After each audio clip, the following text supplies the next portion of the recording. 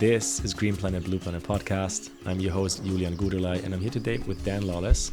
And we're going to dive into the world of circular economies and tokenomics. So welcome, Dan. Welcome. Thank you for having me on. Yes, I'm excited. This is a topic that we're ongoingly exploring, co-creating together as the many people that are tuned into it, right? And it's a very deep topic too, because really we've been living in a world where the systems, the infrastructures, and the bits and pieces of how we run economy have kind of been in place for us, and many people just accepted it. But we're in a unique threshold time right now where many people are realizing, well, wait a second, this is a game we invented. So what other games can actually serve us to become a species that is in harmony with the planet we live on? And so, enter circular economy. Do you want to maybe share how your passion and fascination for the topic has lifted off? Yeah, absolutely.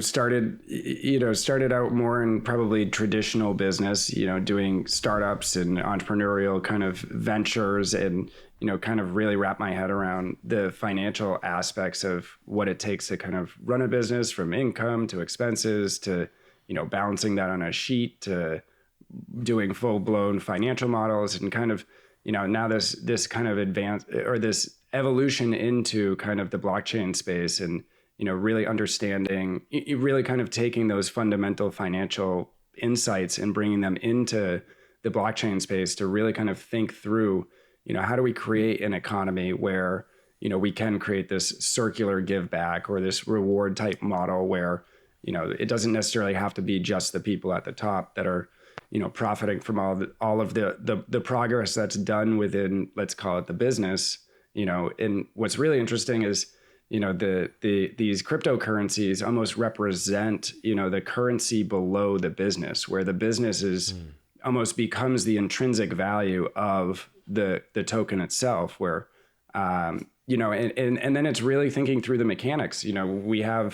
We're creating essentially a currency, if you will. And, there's so much that goes along with that. Think of the US economy and, all the programs they have for all the different groups, and, you can create that stuff, almost from the ground up if you kind of put in the effort. And I feel like, it's a revolutionary way to kind of stimulate a business, and, creating contracts in which drive revenue and value directly into your business. And then, that value that's driven into your business boosts your token value, and kind of, and as a result of selling these, these contracts or NFTs or assets or whatever it might be, you're rewarding your owners as well, almost as if they're part owners of your business.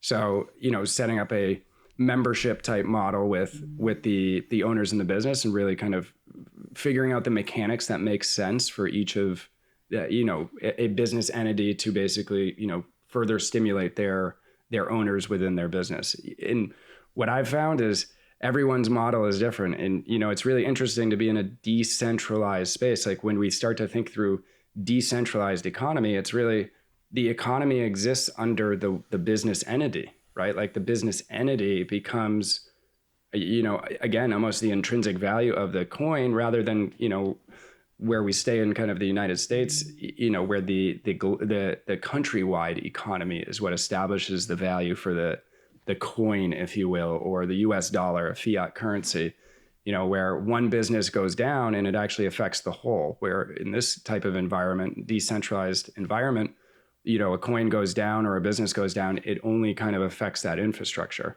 It is probably connected to a variety of other things, but really kind of the value, of is the business on top of it. Mm.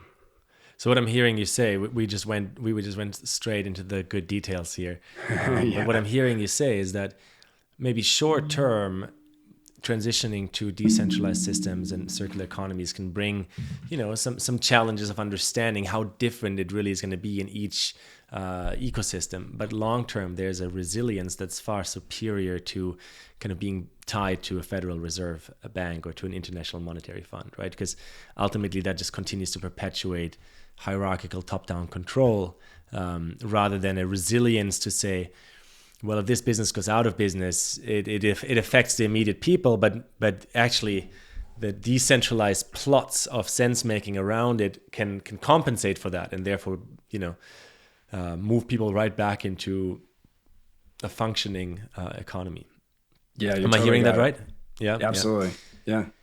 Yeah, it's just so fascinating. Let's maybe backstep a few steps. Sure. So we made up the economic game, right? We meaning all of us humans. We're currently subscribing to, Federal Reserve banks, international monetary funds, the institutions that are kind of governing this, the individuals that are profiting from it, or the powers at play. In your own words, Dan, like, why should people really care about blockchain and crypto? Because I still believe, maybe not for everyone listening to this podcast, I know many people know much more about this than me, but at large, I think it's still a pretty fringe topic. But you and I 100%. know, and that's why we're having this conversation, that like the long-term possibility when we actually go decentral is going to be the world that we actually want, a world of resilience, a world of playing the kind of the right relationship in the ecosystem. Correct. Yeah. And don't get me wrong. It's not like somebody couldn't come into this space and kind of act as a capitalist as well. And, stand up a token in which they own 80% of the distribution or the 80% of the allocation. And now, you're treating it like a kind of capitalist business. The only difference is we can see all of it on the blockchain. So if you ever have kind of a question about the contracts, you can really dig into, well, what does the ownership structure look like? Who actually owns what tokens? You may not be able to know the human that is behind the wallet, but you will know there's so much transparency that, anyone to kind of figure out, who owns what as far as the shares are concerned, or tokens are concerned, all you have to do is look on the blockchain and you can kind of, you can determine that. And I think, it prevents things like what happened with GameStop. GameStop basically, kind of to bring another kind of fringy topic into the conversation, but GameStop also kind of, is a great example as to why we almost need this type of infrastructure. Because what happened in GameStop is, a whole bunch of investors came in and started to naked short, which like is essentially they're buying shares that have already been sold, even to like, they're buying them on kind of notes, from what I can understand. And then they're basically going and shorting those shares, and they don't even have ownership. And the person they got it from doesn't even really have ownership. So they're actually like creating false transactions on the on the NASDAQ. You're literally, you have these investors that are literally creating false, they're trading without even having kind of the contract in hand. Ownership, full ownership. And then you have these situations where it's like, how are there let's just for sake, I don't know the exact numbers, but how are there 1 billion shares floating around in GameStop when we only released 500 million, right? And it's kind of like, why are there double the amount of shares out there? And then when you dig into it, it's because people are, the big investors at the top understand the mechanics and how to play this game, and their fines are far less than their gains, right? They're a pay to play. They in the financial system we live in, all it does is penalize you for being a bad actor, but it doesn't do it to a capacity of, making you learn the lesson. It really just... That's a very interesting distinction. Yeah. This is something most people aren't aware of, but if you dig a little deeper into some of the wrongs that were done on a social or an economic level by some of the very big players, we could name banks, we could name pharmaceutical companies, etc. If you do any of the research, the penalties are usually a fraction of their annual profit. Or the penalties don't even happen. Like a micro fraction, because there is such a strong like a legal team behind it that is able to play the legal world in a way that it again avoids heavy fines. And so this is a very interesting, very fragile point of our global systems, is that if you're able to power play them, you really can take advantage of it, which most people just say, well, that's just the world we live in. But really, there's a whole generation of people now that's like, no, wait a second, we've made up the game, so let's make up a new game. And let's dive in deeper. I like that you brought up the GameStop example. Let's talk a bit about the risks when it comes to this transition. And then I know that you're really knowledgeable in kind of the direction of circular economics taking over, the tokenization of it, and some of the examples, like we can bring up seeds, for example, where this is already starting to happen. But for just a few more minutes, let's stay on the side of the risks. So like, what else do you want to make sure people like know about, and that we're not in 2 years saying, oh, look, Bitcoin just was taken over by corporate interests, because right. This is a wild west, this space. Oh no, it totally is. And I think, I totally see where you're going with this. And I think, one thing to highlight is, the crypto space, a lot of people drop these coins onto the open exchange, right? Like, so we'll talk about this for a second. So imagine you're a private business, you're opening your private business, you're 1 or 2 employees, and you're getting going, and 2 months later you IPO your business, right? Said no business owner ever. And the reason being is because you have not established that value yet. And what a lot of people are doing is they're just taking these tokens and they're launching them onto a public exchange, in which now you're at the whim of the community driving your price. And we're in a market in which there's a lot of gamblers, there's a lot of get rich quick people, there's a lot of sharks, there's a lot of big whales in there that can just, bring in volume and kind of manipulate your price the way they are looking to get the gains they want. And, I think, what Seeds is doing so well is, just because we can be public, be on in a public exchange in this decentralized environment doesn't mean we have to be, right? And I think that's an important thing to understand is just because we can be in an open market and allow the community to manipulate the price of our token doesn't mean we necessarily need to be. And what I mean by that is, private businesses stay private until it's strategic to go public. And the reason they do that is because now they have the weight, they have the value, they have the substance behind actually proving their intrinsic value, rather than just kind of decks and websites and kind of false promises of somebody that just started a business 3 months ago and trying to prove a $30 to $50 million valuation on a token because they were unaware of how to drip that into the economy. And now they've it almost becomes a double-edged sword if you do that, because at some point you realize that even putting more money into an environment that you've kind of overinflated so much, you're just burning money, because you're bringing the value back to like where it is. And so anyways, kind of to move on to the Seeds ecosystem and what Seeds is doing, I really commend Seeds, because I think, they attempted to put their token onto a public exchange and they actually took it off. And, they understood what was happening, and they kind of understand the tokenomics. They have some pretty intelligent people on that team. Mm-hmm. And what they're trying to do is they're trying to set up the private business model, keep your token under your business and allow your community to buy and sell it, which establishes a much more honest and authentic, price per token. It's now, the Seeds community defines the value, and the Seeds kind of people, or DAO, if you will, determine the value of the coin. And then the economy or the community, is up to them to kind of agree that, yes, we believe in the value of the coin you've established. And now we're going to use that to transact, thus continuing to prove the value of your token through the uses of it, right? Not just this, we're going to trade it on an open market and try to drive the value up by dumping more money in. It's you want to prove value and then establish that value back into your token, and really doing that the right way is not easy. And I do believe that, the way Seeds has it set up is probably the more intelligent model to go with. Thanks already for that, first kind of overview of some of the risks, and then models like Seeds that are already, acting with more integrity.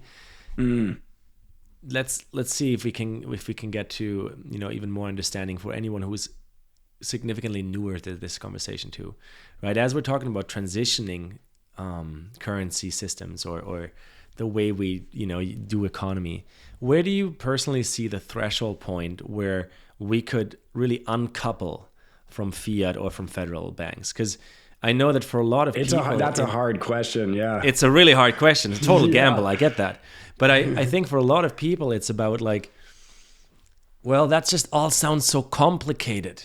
totally. Let me just commit back to what I already know. I know it's an unfair, rigged game, but I mean, that's just the way I pay my rent at the end of the month. Right.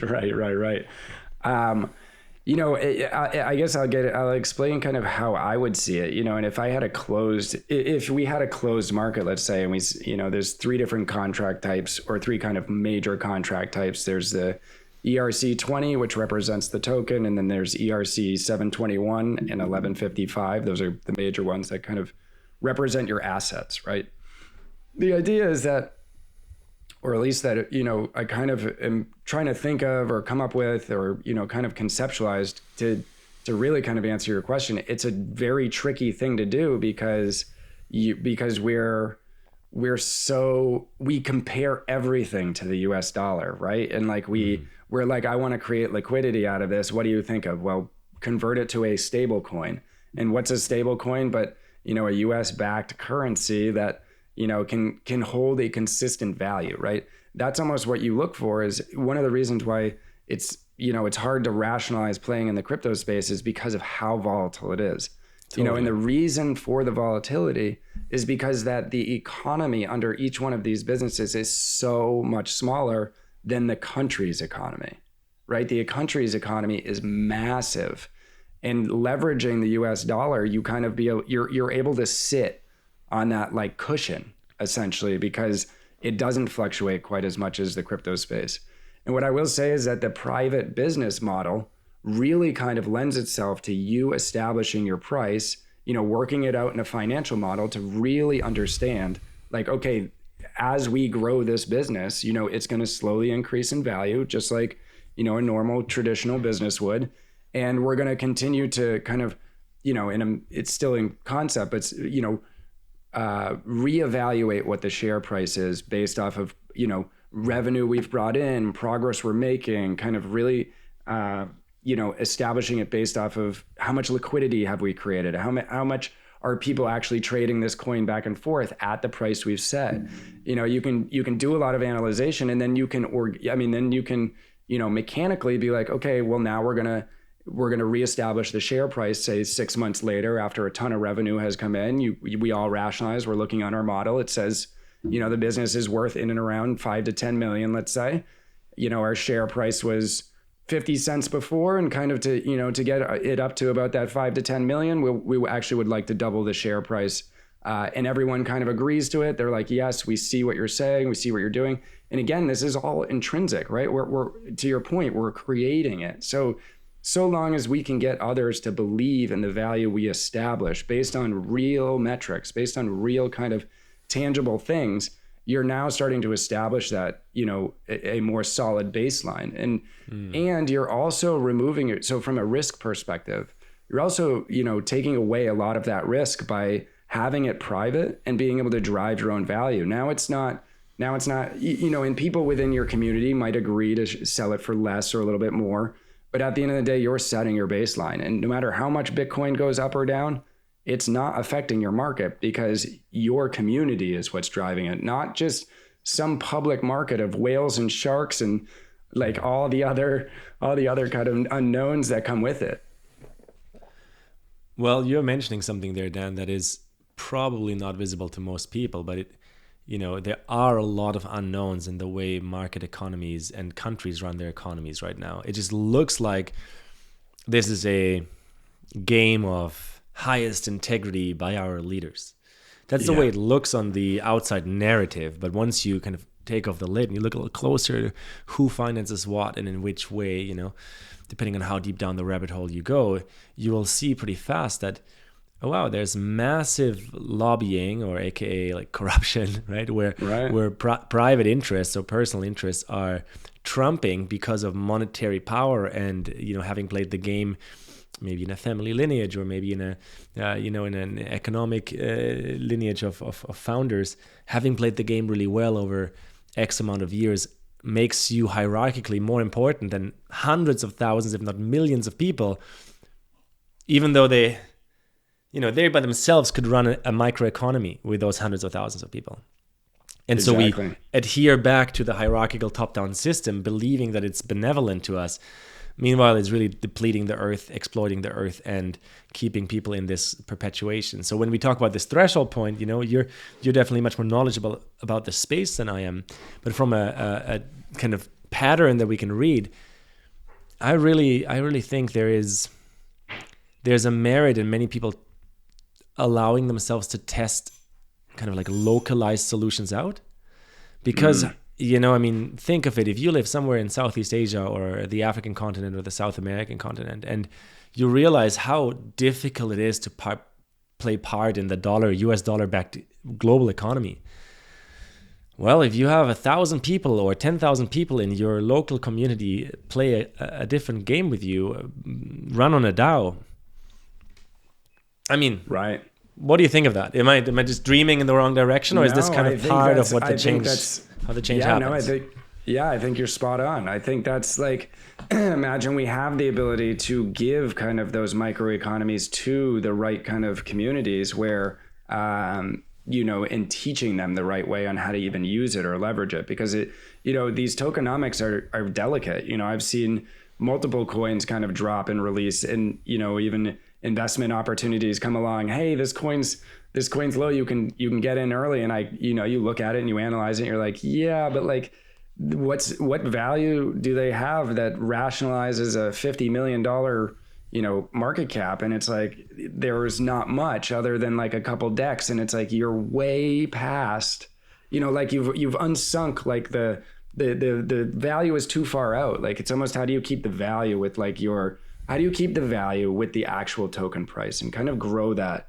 organically over time? Not just, we want to have pump and dumps and, come in here and boost the price as high as possible. It's almost not about that. It's about, how do you create an arc that looks like this, right? It's just continually and slowly going up over time, because that's consistent. That makes sense, right? And like, people can wrap their head around that. When it's doing like shooting up and shooting down, and like that is the volatility almost shows the lack of value, and I don't think the lack of trust. And I don't think you're crazy. I think that's exactly where we're headed is. And I have to 100% agree with you as far as the US dollar being difficult to play with, right? Like, there's so many rules, there's so many regulations. The axis is also really restricted depending on where on the global chessboard you're sitting.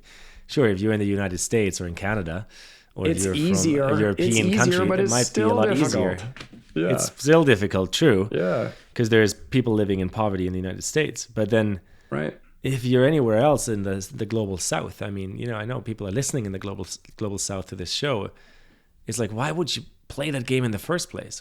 We know historically why many countries were all even forced to play that game, but now is the time, I believe, to run local experiments just as much. How do you see, the natural world to be represented in the way blockchain and crypto can revolutionize? Because right now, nothing accounts for a tree being taken down in the spreadsheet other than the amount of lumber you can make out of it, right? Totally.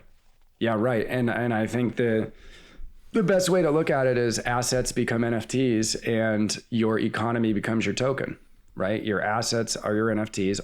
Every business has assets, digital and physical.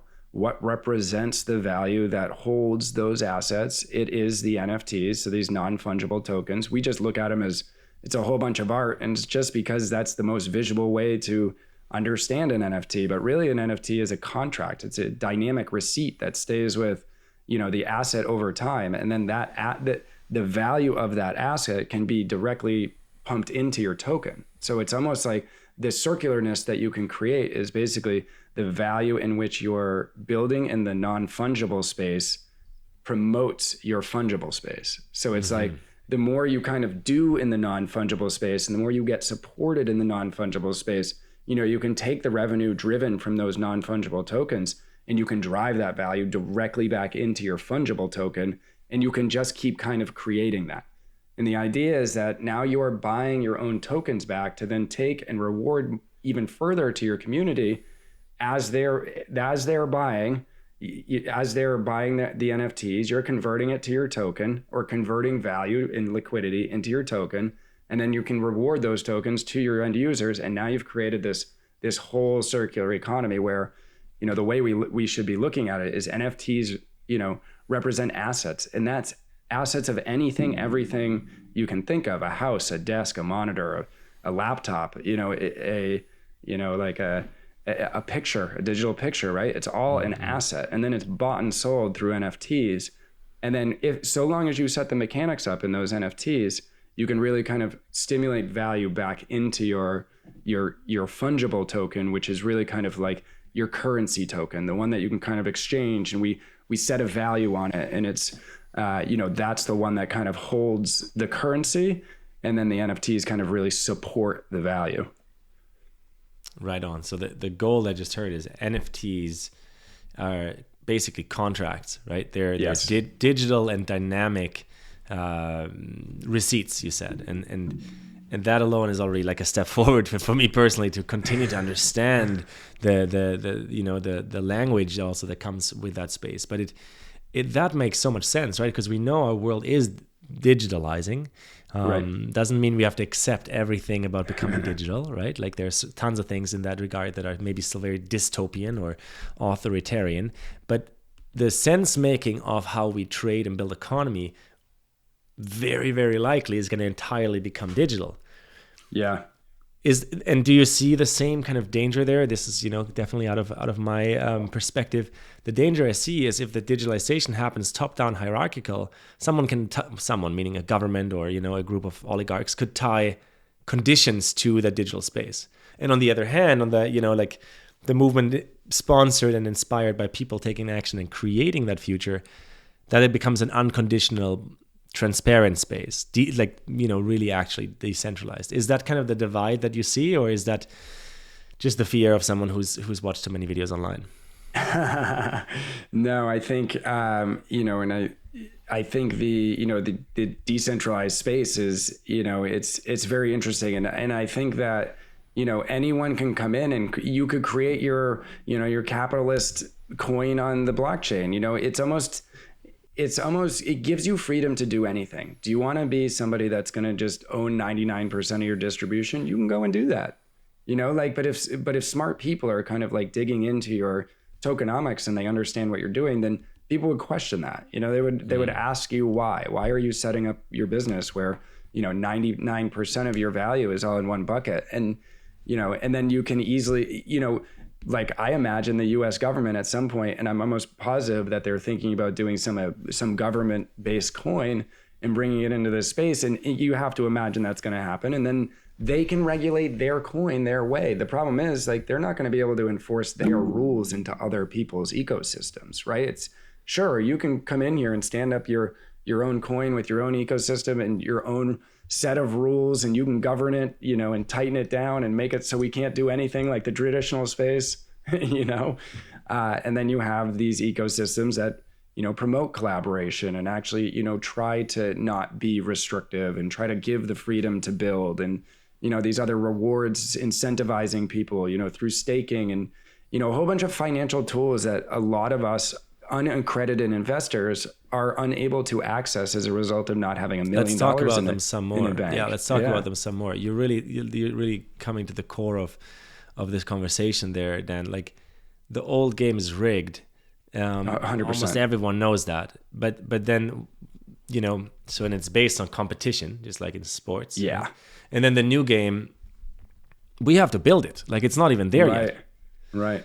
And to base it on collaboration also probably means we understand trust, collaboration, transparency in a whole new way that maybe today in 2022 most of us don't fully understand it as yet. What are some of these tools that you're aware of? And maybe if you can make pragmatic examples to some of the projects that you're consulting on or building on right now, how can it get, as pragmatic and tactile as a podcast conversation can get? And what are you looking for specifically? Well, just like these tools of collaboration that are incentives in new ways of building an economy, What would they look like? Yep. Yeah. So, I mean, it's really, and even that is kind of to the beholder of the creator, right? You create your own economy. And I can kind of ground it to a few of the projects I've worked on.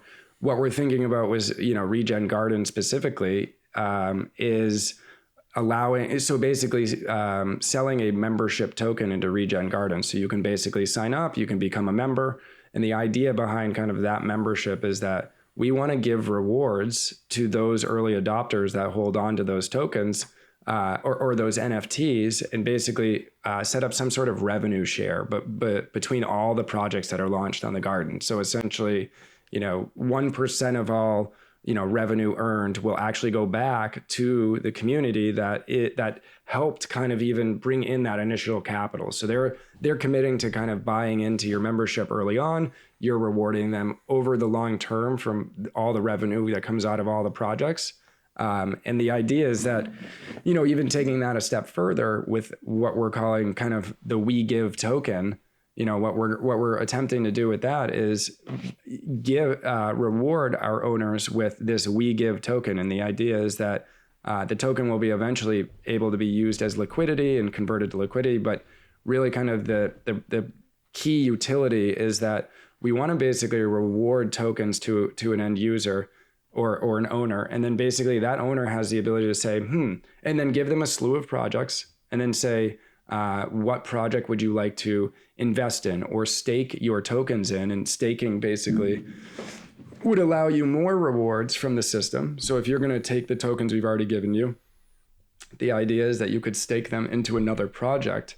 And now you're kind of like taking your store of value and you're saying, you know what?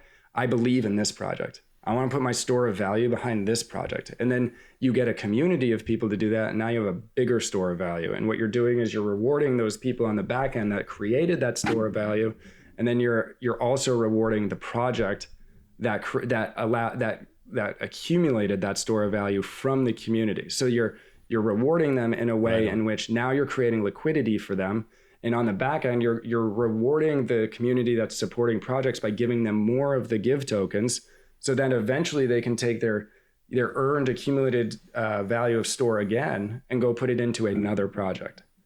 So then we're basically setting up ways in which now the economy below is holding on to their tokens because they're staking them into projects over a fixed amount of time.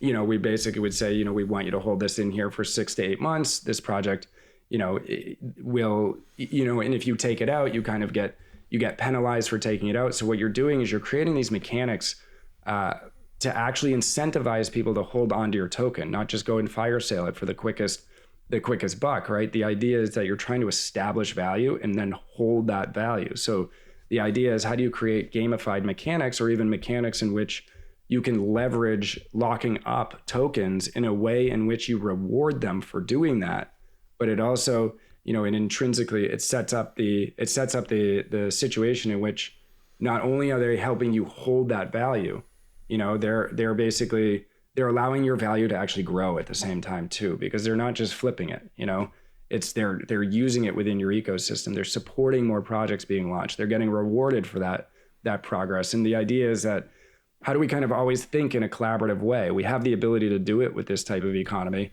but it is very much so up to the people starting the projects, because you have to understand that anybody can program anything anyway. And, you can still get kind of the profit-driven capitalism even in this space if it's designed that way. Right. It's so interesting. Every time I dive deeper on this podcast into the refi space or DeFi space, or, the future of economy, I keep coming back to this image in my mind that the forest has figured out how to run an economy. So in the natural biological world, the way that plants syntropically create through collaboration and access to mineral nutrients and water, so the fungi system, the soil, the plants, the root systems, they all are in a steady exchange, actually contrary to what we thought for a long time, and kind of like hyper capitalist interpretation of Darwinian right, exactly, story. And yeah, right, exactly. like we thought it just means survival of the fittest, which means all the trees are competing for who can get the most sunlight. Yeah, but of course they would tell us actually that. the reality. Exactly, of course we were told that, but it isn't actually even true, right? Like what's true is that trees all need different levels of minerals, water, humidity, sunlight, etc. And then, of course, one tree would still make sure it has access to the mineral it needs. But then any overflow is being redistributed back to the community, because a tree is never a forest without other trees and bushes. And so that's actually the same for us human beings, right? So modeling 100%. The way we make sense of finance, kind of after the way the forest is being built by, creator or nature, whatever you want to call it for today's conversation, that just seems to continuously really click in my own brain. Now, taking that to the DeFi space, is that how you see it's being done? Do you see that that kind of that ethos and that consciousness present, or do you worry? Tell us a little bit about your personal angle. I think with the right people, you can absolutely tap into what you're saying. It's all architecture, right? How do we architect these types of collaborative economies, and how do we architect, it's almost bringing fundamental rules into it, like what you're talking about with nature, right? Let's take nature for example. A branch is growing out of a tree, right? That branch, when it decides it wants to go either right or left, it doesn't pick right or left. There's never an or situation that happens with a branch. It's always and. It goes left and right. Always. Branch comes up and then it's time to split into more branches. Do we go right or do we go left? We always go right and left, and then we always go right and left again, and then we always go right and left again. Right? Because that's how a tree would go to. It doesn't just have branches only on the right side ever. That's true. Right. It's architected. It's architected in the DNA of the tree to always get to the challenge, if you will, and then the and situation on how to solve it, which is this way and that way, this way and that way, this way and that way. And I think from a fundamental level, if we can kind of change the way we think, as far as it's not this person wins or this person wins, right? It's we all win all the time. So it's how do you fundamentally bring those rules into the tokenomics so that when you are always confronted with there's capital coming in here, who should it get distributed to? It's always thinking in that tree perspective of it always goes this way and this way. So it's almost reshifting how you fundamentally think about distributing capital, where it's not just how do I throw it in my pocket, right? The capitalist way of thinking is how do I pump the most capital into my pocket as possible and, give back as little as I need to, right? It's as little as because it's all about me and me winning and you losing, and it's fundamentally reshifting that capital doesn't flow in, and then when you're going to the profit side of the statement and it's divided by 4 people, those buckets are all going into DAOs that actually do something, right? Now we're in a different reality. Yeah. Yes. Now you're oh wow, your profits are actually being pumped back to doing things, right? They're not being pumped into people's pockets. They're being put into multi-sig wallets and multiple people managing how to distribute those finances to specific places based off of your fundamental architecture of your tokenomics, your economy, if you will. So we gain interest at the bank, putting our tokens into a place in which we're gaining interest for kind of the behaviors we're taking place in. I'm super glad we're continuously diving deeper in that conversation, because and also all the conversations around the next steps of our financial systems and the sense making of how we trade, I guess. I think the word trade and transaction is also a big part of it, because really, in a kind of simple way of seeing it, trading is always win-lose, give-take. But then there is gifting and circular economy, where as you said, there's a continuous win-win possible, which currently probably many people in the world would be like, how would that ever be possible? Right. But again, when we look at the natural world, it's naturally so on this planet, because it's, even though the eagle is the strongest bird from a prey perspective, there's tons of other birds that are living in a form of harmony. It doesn't mean that they never fight, but in a form of harmony with each other. Same in the forest, 100%. Even though the pine tree might be the tallest tree around, there might still be a hazelnut bush, because it's just like how it works. They can coexist together. And in fact, that's the lens or the perspective that I believe human beings need to totally claim as we step forward into building what's next. So it supersedes the top-down hierarchical, competitive, reductionist kind of worldview, right? Right. I'd love to hear from you, just to hear some of your dreaming here as well in this episode. Like, so maybe transitioning into the dreaming question, halfway there. My question is, we've basically talked about resilience here quite a bit. Like, what does it take to change? Well, it means it will get uncomfortable to a degree. Right. Yeah. What role does that discomfort or uncomfortability really play from your perspective? Yeah, I think, it's really learning about it, right? And it's such a different way of thinking. It's no longer thinking competitively, but thinking collaboratively, and doing it in a way in which you're very strategic. So, I think it's just a lot of, dropping fear, or like fear around, we're conditioned to kind of think and believe so many different things that kind of, like you say, blurs our lens. It doesn't allow us to see straight, where, most people would hear a collaborative ecosystem economy and be like, how would that ever work? You're crazy. Whereas it's just because we've been taught that the people at the top that have ownership in things are the ones that will always have ownership in things, because you lost, they won, right? Like, we've taught ourselves to, be the loser. That's a pretty uncomfortable spot to begin with. Totally. Yeah. Well, and challenging kind of the current system that you've believed in for so long is not always an easy thing to grasp. Like, I've lived under the dollar for so long. Like, what do you mean it could be different? Like, this is the way, this is how it's always been. And I think there's a level of fear that comes along with thinking differently, or, trying to see on the other side. I mean, thinking competitively compared to thinking collaboratively is it's a different mindset. It is literally an entirely different mindset. There's no longer, it almost challenges people in their own relationships when they start to go through that doorway of competitive to collaborative, because it's like, you're having a lot of self-actualization as far as like, wow, I used to be that competitive. I used to think those ways of I win, you lose. I used to really kind of be hard on other people as a result of my I win, you lose mentality. And going through that doorway of collaboration is almost shedding, the competitive side of yourself, which is, kind of what holds a lot of us back from even seeing the collaborative side. And it's almost due to the fear of, the change of what you're so used to, what you've been conditioned to believe in and see as kind of, the way. So, follow-up question here.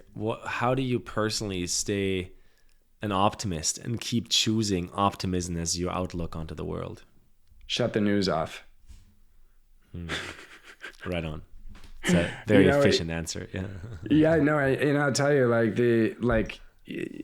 I think probably 3 or 4 years ago, I got into a point where I had gotten to a point where I actually realized they were just distributing like quarterly fear. Like, it literally was like what I would call like a quarterly fear topic. And it's like, oh, as soon as this one wears off, we got to get on to the next one. And it's literally, when I was watching the news, it was like, oh, this what's the next kind of topic going to be is what I would almost joke to myself about. But it's being honest with yourself and seeing it that way as well. Like, not buying into the fact that like, oh, I have to consume the news and I need to believe in one of their perspectives. And then I need to like have conversations with my friends about external stuff that has nothing to do with me, right? Like, Why are we even engaging in conversations like that? You know, where these people upstairs are like making all these crazy decisions, and we have to like come together as, you know, like friends and family, and we have to like discuss what all these idiots at the top are doing, you know, like, and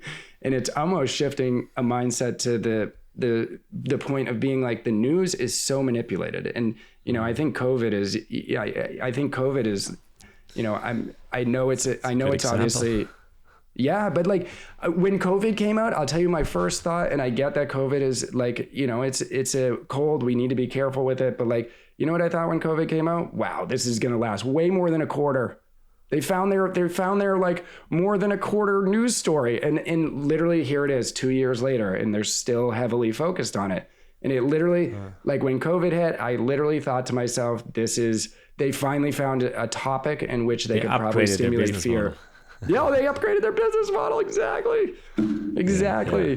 Well, there's a specific perspective on this, and you and I, you know, are apparently meeting in this episode, where you can see it like that. It's like an update to an operating system or a business model. And so when you become aware of that, it's like, why would I indulge, right? And you said something very interesting there, that optimism is like, it's like a common sense or healthy choice when you shut off certain aspects like the news. Yeah. You know, I've spent a lot of time researching these topics, and mainly out of just personal passion. But there's something about staying in reactive mode, because you're consistently consuming, and maybe even consuming fear nonstop. You're consistently ready to react and do so. What should I do next? And then there is this like space where, and this is where when it comes to the future of finance, you know, and maybe even regenerative finance, how can we genuinely generate or build something? Well, first you got to get out of crisis mode, reactive mode, because if not, you'll never build something that is really anchored in value or in integrity or in longevity on principles that are modeled by nature, right? Totally. Yeah. It's quite the shift. Yeah. And I think when, you know, kind of to put the spotlight on sports a little bit, you know, like we over glorify sports to a degree of just like every single sports game is a win or lose. Every single sports game is win or lose, win or lose, win or lose, win or lose. How long have we been driving in the survival instinct into our minds? Generations we've been doing it. Generations we've been driving in sports as like this thing that we glorify as kind of a society. And all we're really doing is like cheering for the survival instinct as if it's a religion. I mean, like you have people that like believe in sports. I mean, they'll go to the grave believing in like a sports team. And it's like, do you realize how kind of ridiculous that is? You're literally preaching. When you preach that, when people, you know, kind of give into sports that much, you are literally glorifying the survival instinct. And we do it as a society. You know, we glorify the survival instinct as a society. And like that at its like core is you're preaching competitiveness to yourself. You're preaching it. And we put it all over TV, and we fund the biggest players in these sports because, you know, they represent the best of the competitiveness. And it's like, what we're highlighting in that type of capacity is it's so detrimental to society, you know, to get people to kind of commit almost to a religious degree into sports is like committing to the survival instinct. You are literally committing to winning or losing. Like that is at its core, that is what sports represents. There is never anything other than different. Games. Yeah, there's never games of the modern age. And you're so right on. I mean, it's, you know, I believe there's definitely a little bit of room to have some theater or some drama, but when that is 100%. The only main stage that is consistently be programmed, you know, we at the very minimum should think about if that's how we want to run our lives. I have a last question for you there, Dan, and that is to do with kind of the dream for the future, and you know, from the heart. Just what's your big vision for planet Earth? You know, if we get out of the generational context or the like day-to-day context, and we know that there's going to be generations after us that are going to inherit this planet from us. Totally. What's your wish for them, you know, 7 generations into the future? What's your dream for them? I think what I would love to do is to, you know, and I used to do a lot of trading, and it was kind of, it was not great, well-intentioned trading. It was a lot of trading that where I would just, get 5% gains and I would just trade in, trade out, trade in, trade out. Just, it was more about the profit. And I think what it got me to realize is that imagine we can, and what I thought in myself, it was all an automated trading strategy. I wanted to bottle it up in a USB key, a USB stick, and be like, just distribute it. Be like, here's an automated trading strategy, like make money. But you're also kind of hurting the industry at the same time. So I think my global view of this would be almost to create a model in which we can really kind of consume and understand. A lot of people can consume and understand, even a plan or like a, the structure in which to actually kind of architect these economies the right way, in which here's the tools to do so. Here's the tools to do so and how to architect this economy the right way. And then here's how to actually implement it. Right? So then you can actually use it from a sustainable perspective. And this is how you build it over time. And you don't go public right away. You stay private. You maybe have a little bit of the allocation dedicated to like a public exchange, but really like I would love to just have a USB key that's like, similar to kind of my trading idea, where what I wanted to do in the trading space was create what I was considering an infinite wallet, where you're kind of just, it would be a way to risk-free invest. And that's essentially what I think it is, like basically putting a value of store behind something, and then somebody's earning that interest and using that as liquidity for their projects, right? Mm-hmm. And then at some point, let's say the business fails or doesn't make it off the ground, they've only leveraged kind of your interest. And now you're like, okay, well, I'm just going to take my value store back. I've never lost any money. All I did was put it into a place in which they could leverage the interest, right? And then I'm taking it back. I have a completely risk-free investment model in which I can put value behind something so long as I've set up the mechanics the right way. Now I'm rewarding them and they can use that interest as liquidity. And now, if they fall over or don't do well, I kind of just take my value store back. Or now they're like, hey, I'm revenue generating. I don't even need this monthly stipend. Okay, perfect. Take it back, put it somewhere else, right?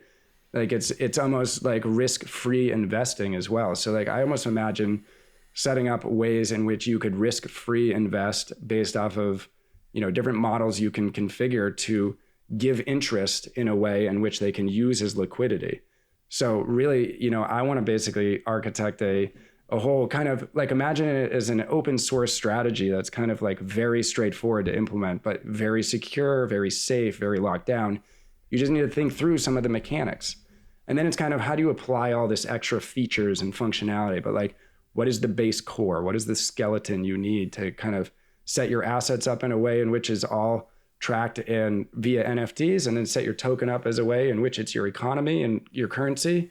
And then how do you actually get that economy and currency into your ecosystem in a strategic way in which you're just not dumping a billion tokens in? It's like, over time you need to drip those in, because like you need to get people to come in to support the value as you increase it, So I almost imagine like my long-term would be, I would love to have the ability to give somebody an open source strategy and say, this is exactly how you do it, and everything's on like that USB key. And it's like, you plug that in and like you're off and running. You can do whatever you want. Mm-hmm. Beautiful. Yeah. That is a more beautiful world in which we can open source money, finances, trade, systems, economies. I get it. I was like, where is he taking this answer? And I was like, right. That is the vision for the future, is if it would be as easy as the solution on the USB stick, that we are entering an era of transparency, of integrity, of responsibility towards the way we trade, the way we do systems, and also in relationship to nature, right?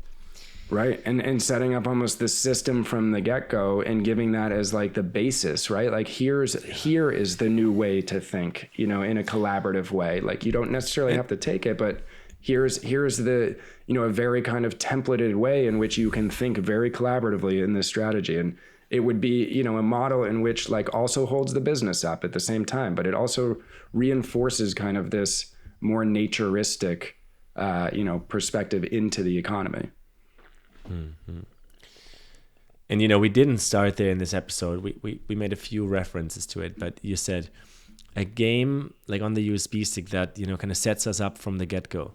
Well, there was something set up from the get-go just by very few people in a very selective kind of crowd and maybe many of us believed for a long time that it was benevolent. But if you look a little deeper, it might not be. It might be based on competition, as you just explained in the last 50 minutes, right? And so this new game, maybe it fits on a USB stick. We will really, we'll have to build it. I mean, it's gonna take us building it. We can't wait till it's there. We have to actively become part of it as people that are tuned in. So Dan, thank you so much for the work you do in the world. Thank you for being on the show. Thank you so much for having me. We'll make sure to link out your different projects and what you're part of. If you want to share one more thought or any call to action or where people can get in touch with you, please do so. Sure. No, I totally appreciate you having me on the show, and, you know, always happy to kind of discuss these things. And, you know, I'm definitely more of a collaborator than anything else, and people want kind of advice, information. I'm kind of always open to giving it. I feel like there's, you know, we are so much so in the infancy of this thing, and kind of even understanding it and how to even leverage it. And I think that where we're going to evolve to next is really understanding the utility of these contracts. I think people really want to see something more than art. And, you know, I think we're kind of just on the corner of that as far as, you know, people understanding NFTs are slightly more than art. It's the contracts and the assets that kind of, you know, support a bigger ecosystem when leveraged the right way. So, yeah, and you can contact me via email, or probably email is the best way. Dan@pixelatestudio.com. We'll make sure to put that in the show notes as well. Thank you so much, Dan, for being on the show. Absolutely. Appreciate your time.